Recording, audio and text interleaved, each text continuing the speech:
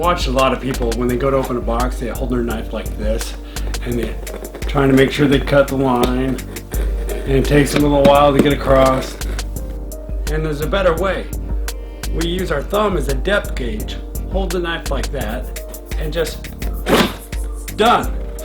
Here's another example. This is dangerous.